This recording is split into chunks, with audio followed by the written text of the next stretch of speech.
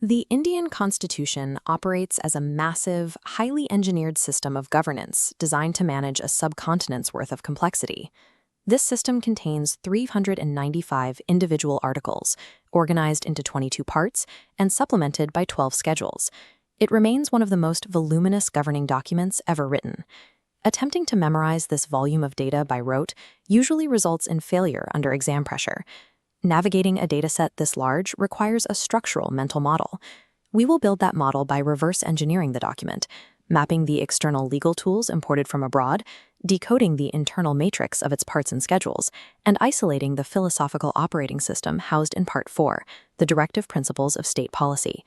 By tracking the Constitution from its raw global inputs to its final ideological outputs, the underlying structure becomes visible.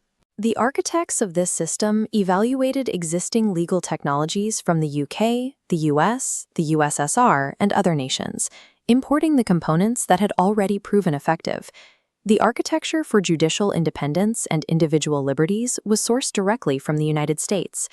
The mnemonic here, Press Needs Funds for Readership Program with Vice President and Judges in USA, provides a specific linguistic structure for recall. It identifies the impeachment of the president, fundamental rights, judicial review, and the independence of judges as American legal imports. The Irish Constitution provided the vector for the state's positive obligations to its citizens.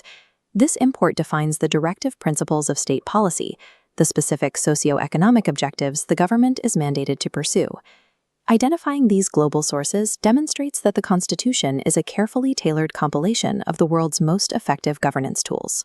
Beyond the external inputs, we must look at the internal appendices, the 12 schedules. This visual maps out a primary mnemonic, tiers of old PM.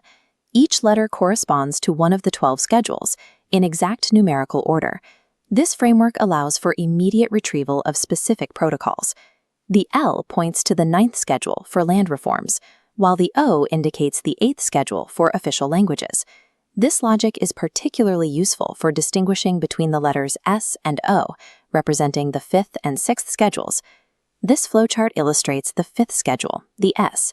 It governs scheduled areas and tribes across the country under a rule of major areas, minor autonomy, where the state governor utilizes a tribal advisory council. In contrast, the 6th schedule, the O for other scheduled areas, applies specifically to Assam, Meghalaya, Tripura, and Mizoram. Here, the rule is minor areas, major autonomy, granting localized power to district and regional councils.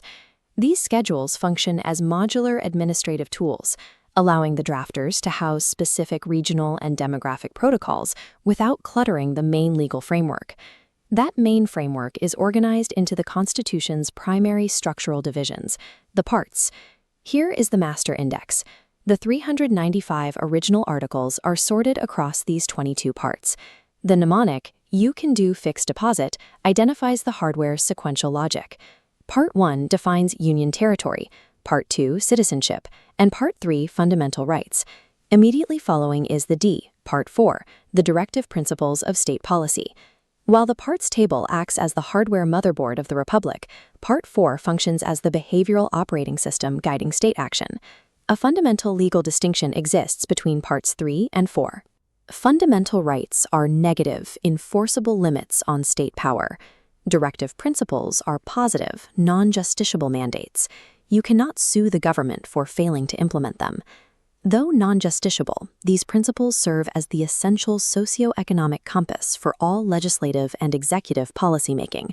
In practice, these directives fall into 3 distinct ideological classifications, mapped out in this taxonomy. Socialist principles prioritize economic justice. This includes Article 39, mandating equitable resource distribution, and Article 43A, directing workers' participation in management. Gandhian principles focus on decentralized rural autonomy. Article 40 requires the organization of village panchayats, while Article 47 calls for the prohibition of intoxicating drinks. Liberal intellectual principles drive modernization, such as the push for a uniform civil code under Article 44 and the separation of the judiciary from the executive under Article 50.